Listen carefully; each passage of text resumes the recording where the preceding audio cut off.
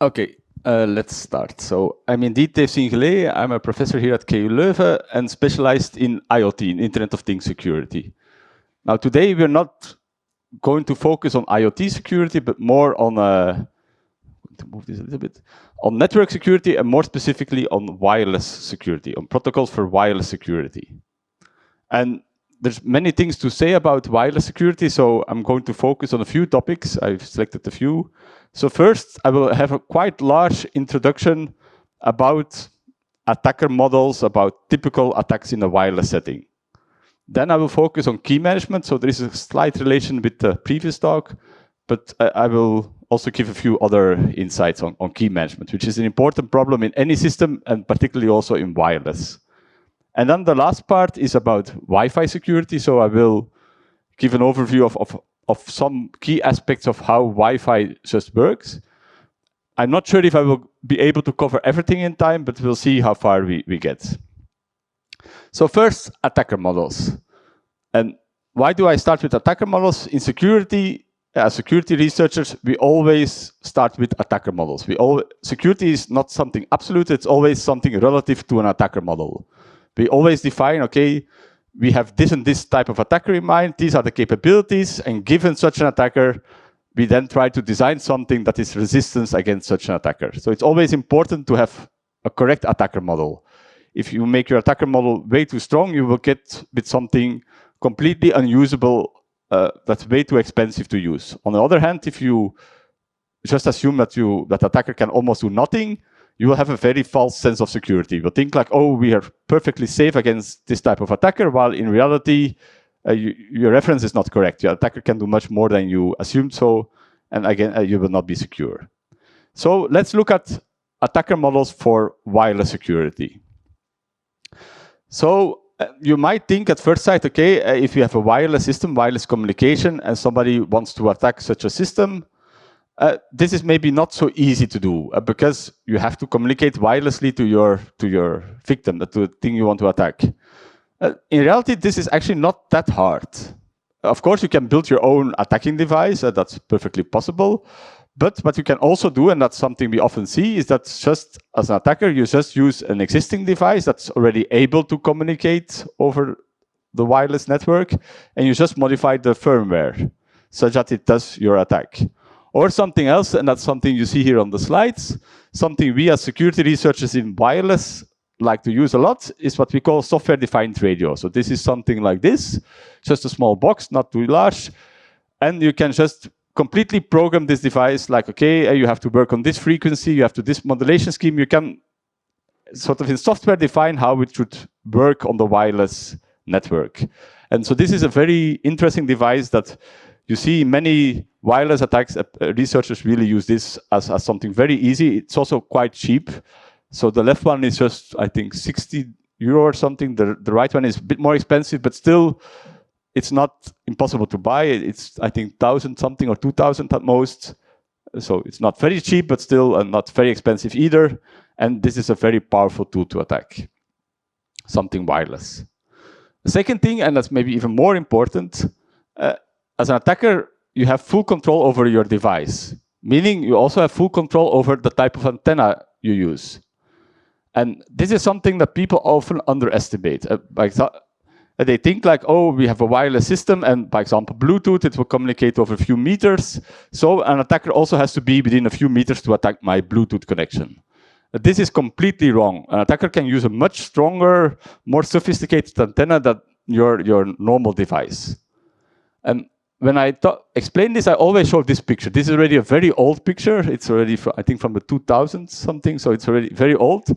But at that time, somebody just posted a manual online. It called it, I think, called the Blue Sniper. How, with the cost of $100, you can make your own Bluetooth antenna. It looked like a gun, but that's probably the US influence a bit. But it's sort of a directional antenna, and so it's relatively easy to do. I think everybody with a little bit of technical skills and with $100 budget can make such a device. And with this device, he did some experiments. He could easily intercept Bluetooth communication from more than 1.5 kilometers away. So that's already much, much further than your 10 meters that you at best will reach with your Bluetooth device. So that's the lesson to learn. You might think like, okay, I have a wireless setting where the range is a few meters. No, from an attacker, you can be much, much further away and still attack the system. So that's something you should always take into account. Okay, well, I will not. So that's are a few considerations when you're considering an attacker in a wireless system that you have to take into account. What I will now do is just show a few typical attacks for wireless networks. There are, of course, many more conventional attacks, but I will focus just on a few which are a bit more specific for wireless. And there are, of course, passive and active attacks, you know this, but let's start with the passive attacks, and first start with what we call RF fingerprinting. So what has been shown is that if you have two devices, you have a device and that's sending something wirelessly, if you just look at the physical layer signal, so really the waveform, the RF signal itself, what you can do is that based on this RF signal, it will be different for each type of device. So just because of your hardware of your device, of the hardware you need to transmit something, that will have some unique influences on this RF signal. Meaning that if you just get such an RF signal and you look at specific features, you can really identify a device just based on this physical layer signal. And that has, of course, huge impact, because even if you have on higher layers, you use all the necessary privacy protection that you can think of, even then you can still have a privacy problem, because just by the physical layer, something you can't do anything about, just because of the way the device transmits something, you can just identify it. And so this has been shown, I think, around 2010 or so, and has been improved quite a lot. And of course, now with the rise of machine learning, AI, all of these RF fingerprinting methods, because that's something where machine learning is very good in, they're now all machine learning based, this RF fingerprinting. And this is still a very active domain of research to always improve these fingerprinting techniques, but it's perfectly possible to do this, to identify a device just by its RF signature. Something else that's probably more known by everybody, you can just sniff the wireless network, and you have tools like Wireshark, which make your life much easier, because tools like Wireshark already understand most of the protocols. And so it's just instead of receiving some RF signal, Wireshark will really give you already how the protocol looks like, what are the different headers, what the meaning of all these headers is. So this, again, as an attacker or as a researcher, makes your life much easier. Another thing is I called it here traffic analysis, but it's again more related to privacy. And so typically in wireless settings, hopefully your data itself is encrypted, is protected. But the header itself is typically not protected. So if you just listen to the header and there are no extra countermeasures in place, just by looking at the header, you can already know which devices are communicating to each other. And so there are, of course, countermeasures against this by randomizing your address and your identifiers. But if these are not in place, just by looking only at the header of your wireless communication, again, you can learn which devices are communicating, and you could even track them over time. So you could perfectly do something like this, that you just look, okay, this specific identifier was first here, then there, and you could just follow where it is. Again, there are countermeasures to protect against this, but if you don't have them in place, just looking at the header of your wireless packet, you just know where the device is and which device it is. These are all active attacks, passive attacks, but there are also active attacks, which are very typical for wireless networks. And the first one is jamming. Probably most of you know already this. So let's assume that you have two devices that are wirelessly communicating. So they send some signal, I don't know what it is, from here to there. What you can do as an attacker is that you just send an extra signal, some sort of noise, and by sending this noise, the other party will not be able to receive the signal correctly anymore. It will just get some noise and will never know what the original signal was that the receiver was going to send. This is always possible. This is, if you just send large signal with enough power, with enough noise, this will just disturb the communication completely, and you will never be able to receive something. Of course, this is quite costly as an attacker. You have to send with a lot of power. But what people have seen is that, okay, instead of doing very sending a signal with a lot of power, and maybe for a long time, you can do this a bit more intelligent. And that's what we call selective shamming. If you look at a wireless packet, it often has a structure like this. There are some differences, but many wireless communication systems have this type of message structure.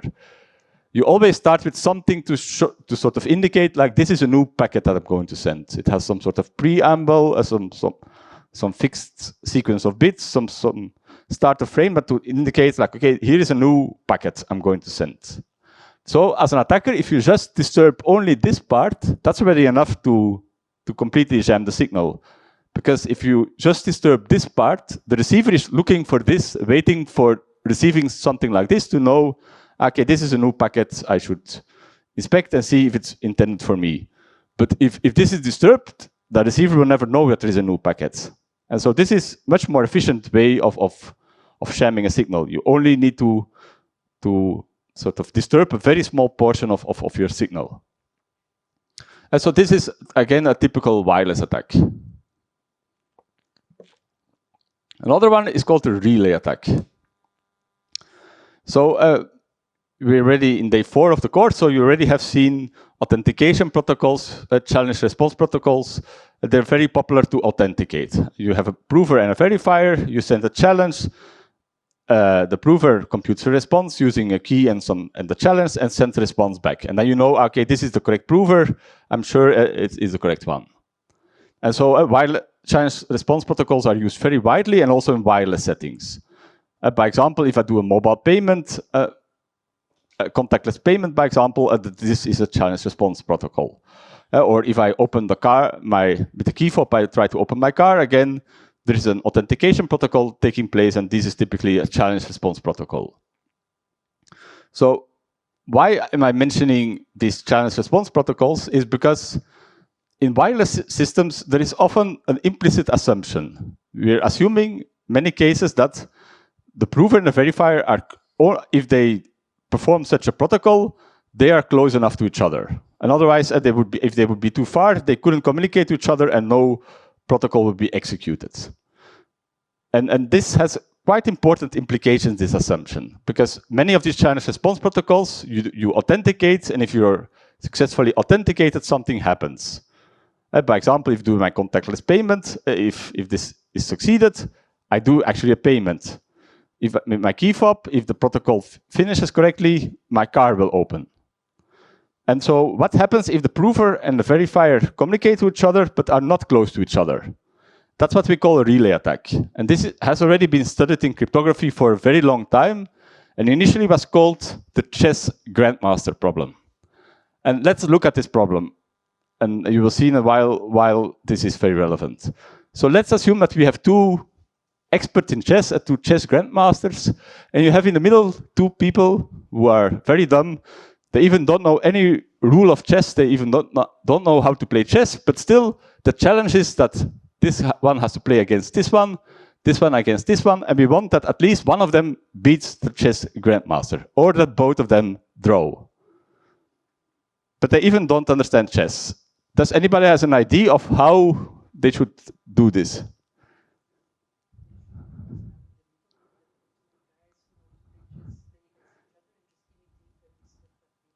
Yeah, exactly. So I will repeat it. So what they would have to do is just this, indeed. One plays against this one, the other plays against this one, and they just imitate each other's move. So if this one moves one piece, he will inform the other one, and that one will do the same move. And so what happens is that actually the two chess grandmasters are playing a match against each other, with the two dumb people just in the middle. And so the outcome will always be that either this one wins, but then also this one wins, or if this one wins, or they all just all draw. Okay, that's about chess, but how does this have an impact on wireless systems? It's actually a bit the same idea. We have a key fob and a car, and let's say that this is a key fob, and modern cars are typically use this system, that if you are just close enough to your car, it will do an authentication protocol and your car will open. Most modern cars now have this system. So what happens now if your key fob and your car are far away? What you could do is that you could have a man-in-the-middle attacker, very simple similar as before, where what they do is that they just extend the communication channel and make sure that your key fob and the card, which are not close to each other, start communicating to each other. So in the end, they will start communicating to each other. The key fob will compute the correct response. And so the card will send a challenge. The key fob will receive the challenge, computes the response, send it back. Card checks the response. It will be correct because it's computed by the key fob, and the card will open.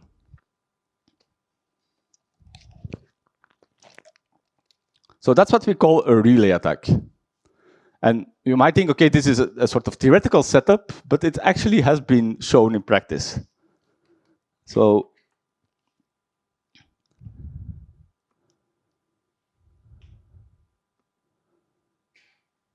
see if this works. Oops.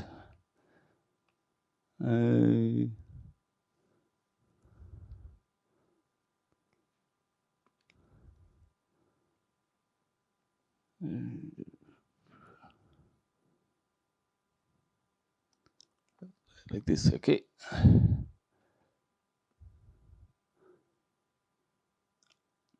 Okay, so what you will see here, this is actual police footage from 2017, I think, yes. And so here is the card that's going to be stolen. And what typically people do is when they get at home, they empty their pockets and just leave their key fob close to the door, because the next day, if they leave, they want to, in a hurry, take all their stuff and leave. So you see here two man-in-the-middle attackers. They have something like this that they just buy online. That you can even buy this. So one is close to the car, one is close to the home, and they try to extend. They make sure that the key fob, which is lying somewhere there, is going to communicate to the car. You just saw the flashing light, so they were able to communicate to each other. So the key fob authenticates to the car. So now the car is open. They have to do it once again, and so we will see this in a second, that they have to do this attack again to start the car. But this, of course, will happen again. Just extend the communication range, and they will drive away in a few seconds with the car. So this is actually these tablets that they use to extend the communication range. They even don't have to know the protocol. They just have to make sure that everything from one device is sent to the other one.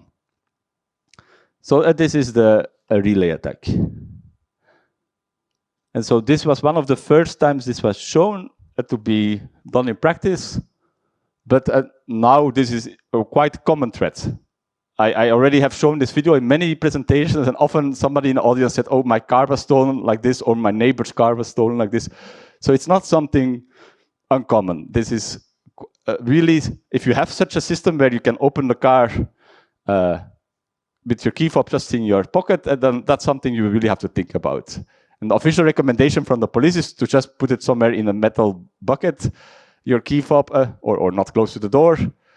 But this is something that manufacturers of these key fobs of cars are really thinking about. Okay, how can we make this more secure to protect against this? So this is a typical. Is it good if I take it at the end also? Or yeah, but this is for key fobs. So the question was, how do they fake to press the button? This is for key fobs where you don't have to press a button. It's called a passive keyless entry system.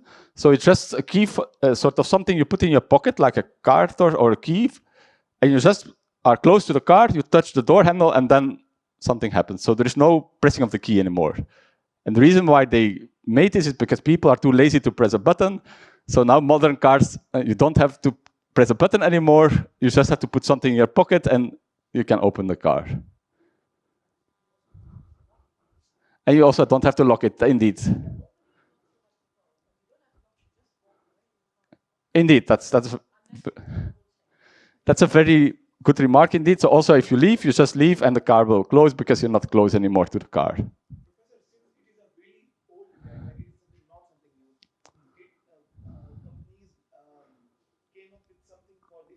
This is an active, companies are still looking to this. So now most cars still don't have really a good protection against this. There is already research that, in research we know how to solve this, but it's not so easy to implement in practice.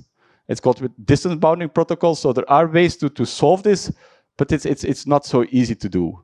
So I would say still most cars don't have a protection against this. So I think you probably have to rely on more old-fashioned ways of creating a sort of Faraday cage with a metal bucket.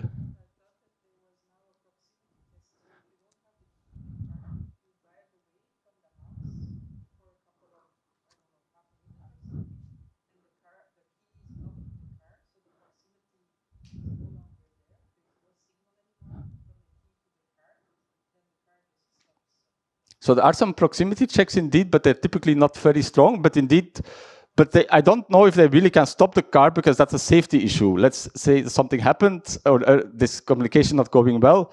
It's completely unsafe to stop the car. So what typically these criminals do, if they drive away with the car, of course, they will throw some things out of the car and make sure that the system is no longer there. But I don't think it really can stop the car because it's too unsafe. Let's say that something went wrong, but you have your key fob, but something goes wrong and you're driving on the highway, you don't want this car suddenly to stop.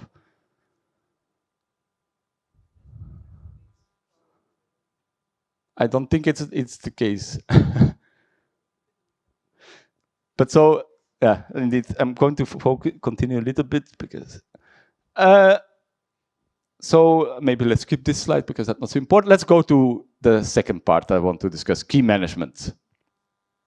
And we have already seen quite a lot about cryptography, but everything starts with keys.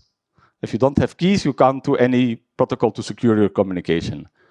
And I'm very happy that Peter gave the previous presentation because you talked a lot also about key management. And in wireless systems, there are many different key management systems of how do you make sure that all devices have session keys in the end. And this varies a lot from wireless setting to wireless setting. So you have things like authentication and key agreement protocols like in mobile systems, but you have also more simple systems where you just start from a shared password, by example, that's still used in Wi-Fi, or more PKI-based solutions. There is a large variety.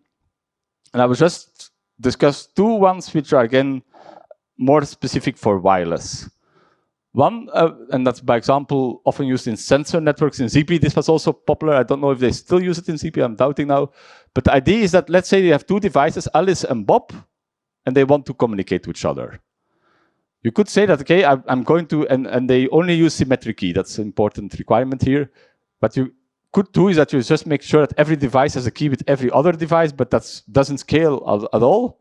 So how do these systems often work is that there is one party which they call the key distribution center. This is sort of a trusted node in your mobile network.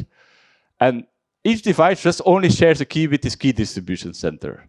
And if Alice now wants to send something to Bob, they don't have a key yet. So what it will do is that the one who initiates the communication, let's say Alice, is just going to inform the key distribution center, I want to communicate to Bob.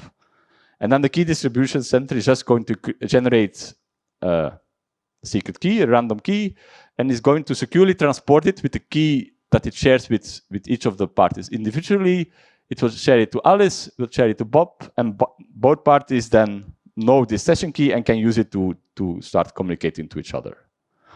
So this is still used once in a while in typically more in sensor networks. Another one, which you probably use from your daily life, is what we call a pairing protocol. If you look at the pairing protocol more from a conceptual point of view, it looks like this. So you have your wireless channel, let's say Bluetooth, and we assume often that there is some sort of extra channel to transport some bits, but this you have to consider very conceptually. There's some way that they can also communicate to each other. But this can also just be a user verifying two things on a device. There's some way of getting information from Alice to Bob or the other way around. If you have something like this, you can generate a key. And so if we look at this, and this out-of-band channel can be many things. It can be a sort of a visual channel where you have QR codes. It can be audio. It can be NFC. There are many, many different options.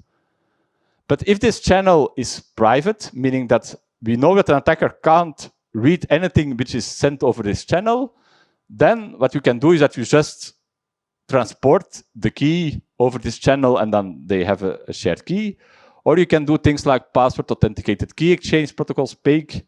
I don't know if they have been discussed before in the lectures, but again, this is sort of a way to agree on the key, based on a password.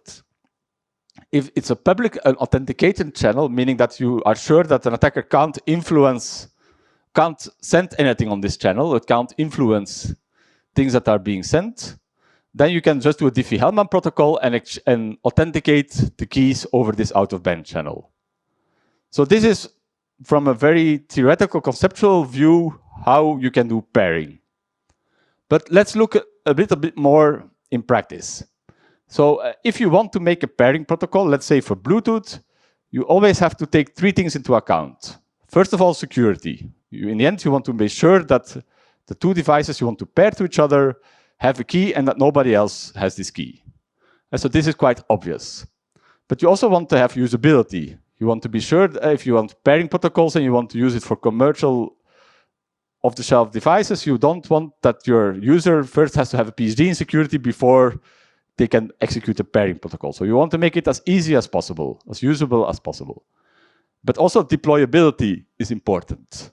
You want to make sure that there can be many variations of what the user is using, by example, as a smartphone, but you want to have it that independent, not only that you can do pairing protocols if you have only this specific type of mobile phone, but you want to make it as widely deployable as possible, that you don't need anything very fancy, but that most devices can do this.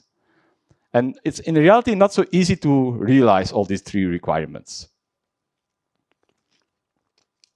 And so what we see is that sometimes, even now, and I will show an example in a second, that vendors make some shortcuts when they are designing a pairing protocol.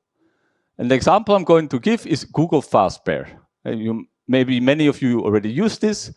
So Google designed a protocol, FastPair, and it's a very user-friendly protocol. So let's say you have earbuds and you want to pair them to your mobile phone. You just put them in pairing mode. You will get a pop-up on your screen. Do you want to connect with these devices? You click yes on connect, and everything happens in the backend, and it's connected. And so what we have done is that some researchers in my team have looked, okay, initially we were planning to just look, okay, how does Google FastPair work? But what we found out is that was actually an important vulnerability in this protocol, which got quite a lot of media attention. But so what was the problem? We called it whisper pair. We found out that actually many devices still accepted pairing requests and processed them, even though that they were not in pairing mode. And so this allows an attacker, even if a device is not in pairing mode, to still pair with this device.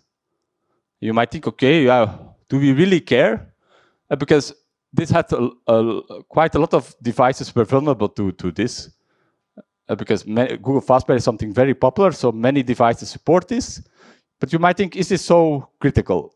In the end, you could do quite a lot of attacks. The reason, it was probably a small implementation error, but Google FastPair is very good in usability, but it had quite an important security implications by forgetting one specific step in this protocol.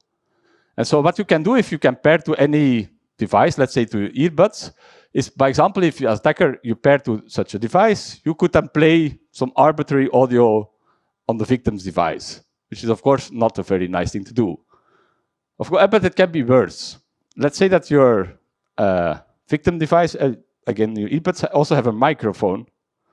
If that's the case, you can even, if you connect to this, you can even listen to what your microphone is intercepting. So this can, you have sort of a spying device.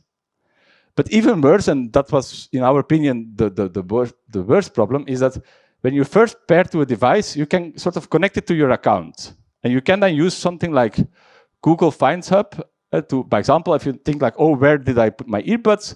You can, with this service, you can find out where your device is. But let's assume that the victim device doesn't have a Google account. Let's say he's an Apple user. So he never did this step. He never connected, paired, or registered his device to his Google account. If an attacker then does this attack and pairs to your device, an attacker can sort of put this device in his account. So if you then, the attacker uses Google Finds Hub, he will also know where the earbuds of the victim are, because from that perspective, it is like a device from the attacker. And you can really do some sort of stalking. You can really know where this device is. And so you see that a very small implementation error, which is not too difficult to solve, can have quite important implications. So this is just one illustration. This protocol also has, of course, many good things. But you can see that in a pairing protocol, it might look very easy, but if you make a small implementation error, it can really have quite important security implications. Let's see how we're doing with time. Yes. No, they work a bit differently.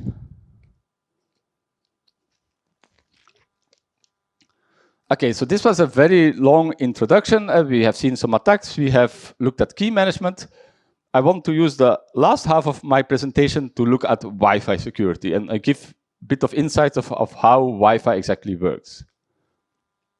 And Wi-Fi already exists for a while, so we already have many different security standards. We started with web a long time ago, then WPA, WPA2, and now we are here, WPA3.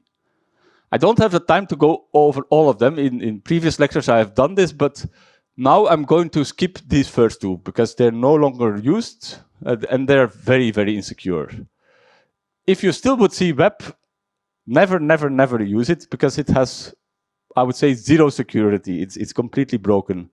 It might protect against your grandmother. A grandmother who wants to attack your wireless connection if she's not too tech savvy, but that probably will be the limit. WPA is sort of the next version. It's slightly better, but still has also very low security. So it was just sort of a temporal solution until something better was on the market. So again, also not recommendable to be used. And also both of them just start from a password and then derive a key. So they don't have something which is called enterprise mode, which I will discuss in a second. So these are the initial versions no longer being used. But you have to remember, never use them. But then, luckily, we arrived with WPA2, which is much better and is still being used. And there, for the first time, we have two different modes. We have a personal mode and an enterprise mode. So the personal mode is a typical thing you have at home, or if you go to a restaurant where they have Wi-Fi. The idea is that you have something like a password. This is the Wi-Fi password. And this Wi-Fi password is then used to derive keys. But there's also something called like an enterprise mode, which, as the name indicates, is typically more for enterprise settings, where you don't have a password, but we use something else. And I'll explain it in a second. We use EAP, which is something from 802.1x. And we use this as sort of a way to derive a key where, again, we can derive something else. And so this is already a much better design from a security point of view. Encryption algorithms, in the initial algorithms that I didn't discuss, the initial versions we used were also based on very insecure algorithms, but now from WPA2 onwards, we have AES-based methods, which are much better, and still something not so recommendable based on RC4, which is less secure. But so there is now the default option to use AES. And we have also different keys from WPA2. We have keys for point-to-point communication, and we have keys for more broadcast, for multicast traffic. I will not focus too much on this multicast traffic, but there are, the thing you can remember is that there are keys there to protect this. Okay, so this is sort of already a summary slide in the beginning, but what we're now going to do is we're going to discuss some of these topics a bit more in detail. And I'm going to start with EAP. So EAP comes from 802.1x, and it's actually, it's called Extensible Authentication Protocol, but the name is a bit misleading because it's not really a protocol. It's more like a family of protocols. It's more a framework. And it's easier to immediately explain how it works. So let's say you have a laptop, and the laptop wants to connect to the Wi-Fi network, and we're in the enterprise setting, and we're going to use EAP. So what EAP just defines is that, okay, you have to send some messages like, okay, start, where you get a response and some other response. But the most interesting thing that happens is when you do this EAP, at a certain moment, your access point is going to forward a request to an authentication server of your enterprise in the backend. And then what happens is, what you do is in EAP, you actually create a tunnel between the laptop and your authentication server. And they will execute an EAP protocol. And in this tunnel here, and so they execute a protocol where the laptop will authenticate to the authentication server. And in most cases, you don't only do authentication, but you also derive a key. And then what will happen is that the authentication server will put forward this key back to the access point. And in the end, you do some messages to indicate that you have a success. So this is how EAP works. It just defines these different messages and just the framework of how this flow works. But what actually happens in here, that's something that EAP itself doesn't define. EAP is just the framework. Just the idea that at a certain moment, your access point is just going to forward things to an authentication server. But what actually happens in this tunnel, it really depends. And so you can have EAP protocols that have mutual authentication or not. Some of them are based on certificates, some not, and there are many, many different variants. And your access point even doesn't have to understand this. Your access point just have to be compliant with this EAP framework. It just has to be sure that it can connect the authentication server and forward everything. But it's only the client, your laptop, and the authentication server that really have to understand this EAP protocol. And there are many, many different variants. There are over 40, but some of them are less popular than other ones. But what you see typically in Wi-Fi, the most popular one is EAP TLS or TTLS. These two are probably the most important ones. But there are also a few other ones as well that are quite popular. We don't have the time to go over them in detail, but what you have to remember is, so there are multiple variants. They do authentication, and in most cases, a side result of this authentication is also that you generate a shared key, and that you agree on a shared key. Okay, so this was EAP. Now let's zoom out and let's go now to a bit more how the protocol works in general. And we start with personal mode. So this is very high level view of how it works. But the first step that happens is an authentication step. But this step is actually very misleading because we as security researchers think of authentication, as you have already seen in the course as well, but this authentication is actually not a real security authentication. It by default always succeeds. You're just communicating to the access point, nothing more. You just can communicate to it. So that's the first step and not so important. And then the second step is an association where you just say, okay, I'm going to select you, this network, this access point, I'm going to connect to you. That's what we call an association. So after this, your client is sort of connected to your access point. But again, no security yet. The security only comes after this. And remember, we have personal mode, so it means that we use a Wi-Fi password. So both the laptop and the access point, they share a certain password. And from this password, they derive a key, what we call the master key. And so at this point here, both parties share a master key. And what will happen is in Wi-Fi, there is something which is called the four-way handshake. So it's a protocol with 4 messages. And in this protocol, and we'll see it a bit later, we're going to go from a master key to a session key, to a temporary key that we're going to use to secure the communication. And that will happen by performing this four-way handshake protocol. And so at the end of this protocol, we'll have shared session keys to secure the communication. And then there's also some group key handshake, but I'm not going to focus on this part. So this is what, from a very high level helicopter point of view, happens in personal mode. In enterprise mode, we don't have this Wi-Fi password. So what will happen is that after you did this association, we're first going to execute such an EAP protocol. Again, it can be many, but typically in your enterprise setting, you have configured a certain protocol you're going to use, and that also your authentication server understands. So as we have seen, the result of this EAP protocol is that the client authenticated to an authentication server and that a key has been generated. So both the client knows the key and also the authentication server is going to forward this key to the access point. So both parties, again, have here a shared key. This is, again, a master key. And then we have a bit the same principle. We go from a master key by doing this similar handshake protocol. We end up with the session key. So if you combine the two, what we always have in WPA2 is we have first these steps which are not security related. We have this optional EAP protocol if we have enterprise mode. At this stage, both parties share the same master key. They perform this four-way handshake protocol to go from a master key to a session key. So let's zoom in a little bit on how this works. And let's start with the key hierarchy.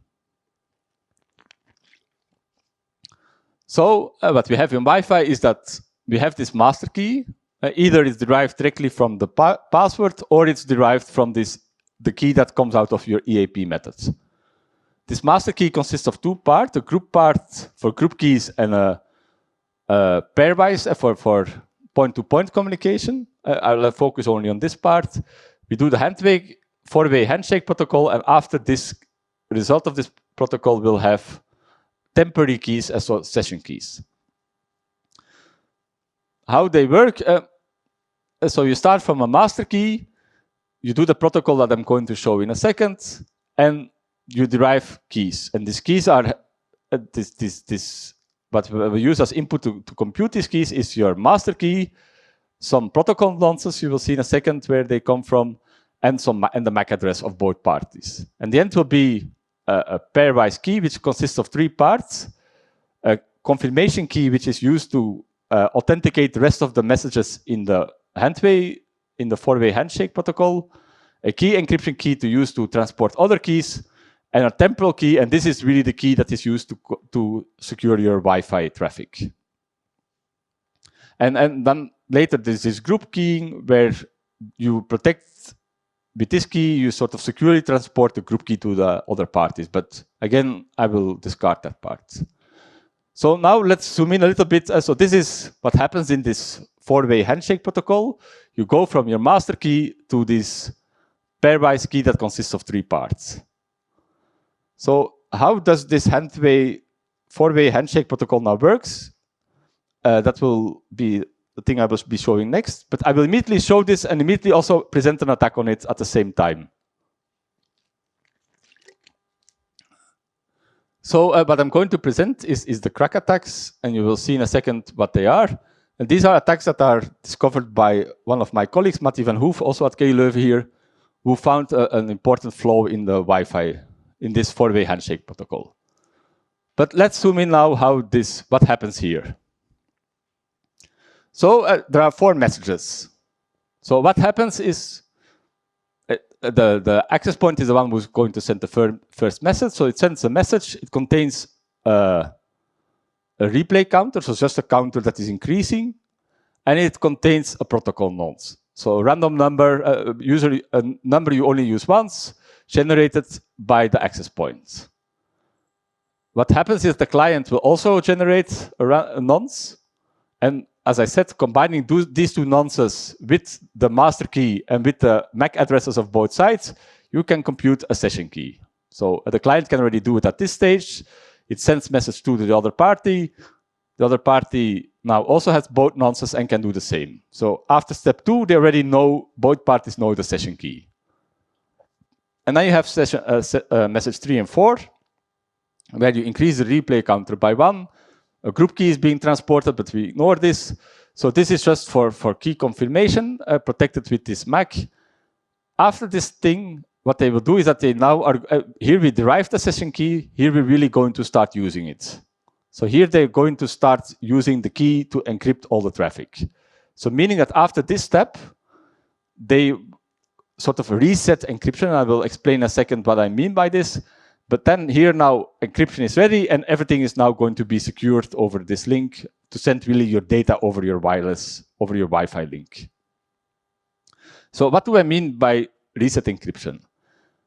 So I very briefly said that there are multiple methods in Wi-Fi in WPA2 that can be used to secure your communication, but most of them are based on AES. And how they, in a simplified way, work is that you use AES as sort of a stream, in a sort of stream cipher mode. So you give it as an input a nonce, a sort of counter, a key, and you get out of this a key stream that you just XOR with the plain text to get your cipher text. So a bit like a stream cipher. And what you will know from stream ciphers is that this key stream should never repeat, because if you have the same key stream, it means that you have two different plain texts where you XOR with the same value. It means that if you XOR the two cipher texts, you can get rid of this key stream. So I guess you have already seen this, that in stream ciphers never reuse a key stream. So that's something that we have to remember. And when do we reuse a key stream? If we would reuse this encryption nonce or counter. And so in this protocol, we should be sure that we never use an encryption nonce, that this is always something different here.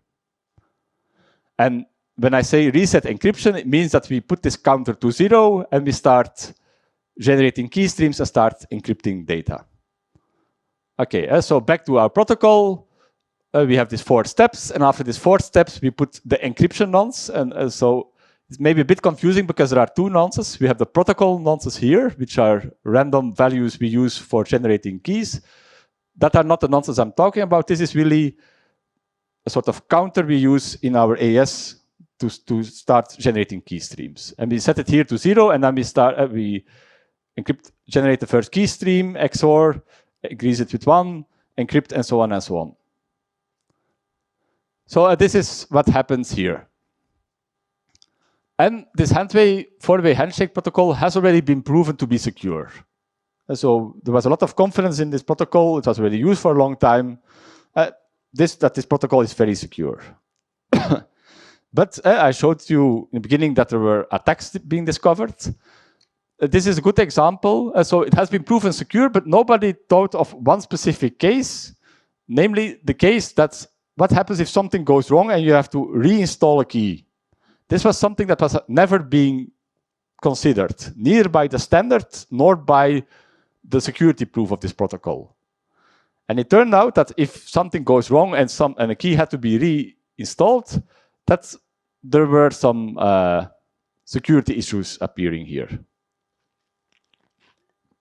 And these are the crack attacks. And they're a bit implementation specific. So the problem is that the standard doesn't specify something and that each vendor has a bit of their own interpretation of how to do this.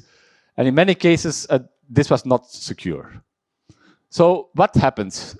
So step 1, 2, 3, nothing happens. The 3 messages are being exchanged and nothing happens. But now in the crack attack, the client sends message 4.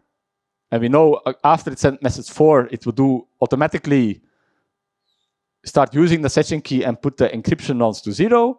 But attacker blocks message 4. So the other party never receives this message 4.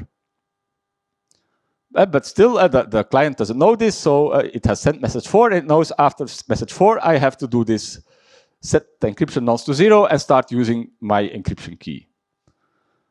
But the other party never receives message 4, so it will resend message 3. It will put again the replay counter, it will increase it to 1, but it will resend this message. And what is now the nice thing that happens is that here the key is already installed. It means that typically many vendors, what they will do is that every time they're now going to send something, since the key is installed, they're going to already use the encryption.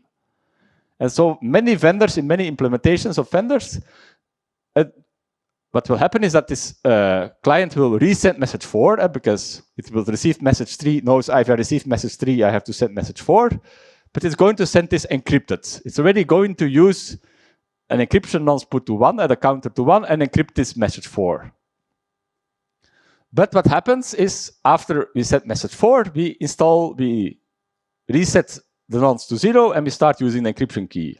So here nothing special happens. But here, the key is reinstalled to 0. It's sort of put back to 0. And it means that the first message you're going to send here, you're going to use encryption nonce once, but you already used it here also. So just by forcing the device to reset again, to put the counter back to 0, we have two messages, this message 4 here and this real data being here, which are encrypted with the same encryption nonce. Meaning that if you XOR these two encrypted messages, you can get rid of the key stream and you get the XOR of these two messages. And you know what message 4 is, so you also know the data. So this is an example of a nonce reuse attack.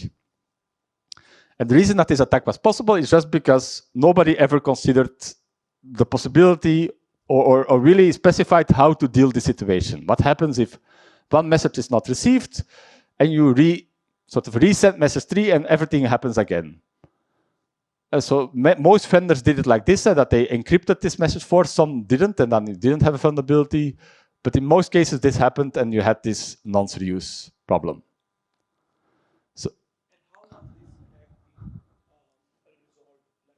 yeah, that's what I'm going to say. And so there were two papers about this. Initial one where this attack was being discovered, and then some improvement even to make it more optimal. So this has been resolved in WPA3, where what they basically did is they didn't really invent specify new protocols, but WPA3 is more solve some issues of WPA2. So and now if this issue is more specified of how do you have to do this reinstallation cases if something happens again. So this attack is no longer present in WPA3. I think also in WPA2 they solved it in the end. So also in WPA2 this attack is now, if you updated your firmware, it should be okay now. But they moved also to WPA3 where they now specified, okay, these and these protocols you should use with these and these settings. In the end there was also still an attack on WPA3 as well, because what you have in WPA2, if you have the personal modes where you use a Wi-Fi password, you could do a sort of brute force attack. Just try to guess the password and you could check if your guess was correct because you have this key derivation that is going to start from your Wi-Fi password up to these pairwise keys. So you can check and also to this key confirmation key. So you can just try all passwords, try all key confirmation keys and check which one is correct. So this was an attack that was possible in WPA2 and that they also addressed in WPA3 in the end. So this brings me to the end of my presentation. So first of all, for Wi-Fi, I forgot to say this. If you can use WPA3, please use WPA3 because it's the most recent version. It fixed all the issues in the previous standard. So this is the one you should go for. But so in general, I showed you that there are many different attacks in a wireless setting, also some which are not so much applicable in the wired setting, so they're very specific for wireless. I also showed you that key management is a challenging issue and that very easily you can make small mistakes there that can have very important security aspects impact. So this is something you always should consider very carefully, how to do this key management correctly. Also things I didn't discuss, but are often also an issue are things like backwards compatibility. And so if you have new versions of a standard which are maybe secure, often there is a possibility to still be backwards compatible with older versions. And if you don't do this properly, this can again make your system vulnerable again, because maybe an attacker can force your system to go back to the older insecure variants. And in the end, I discussed Wi-Fi security. The old versions which I just discussed on one slide are very vulnerable, are very insecure. WPA2 is already much better. And now we have even WPA3, which is sort of the standard you should really use. Of course, it's a relatively new standard, so I can't promise that there are still things being discovered in WPA3, but it looks now that this is really a very secure one. Okay, this was the end. Thank you.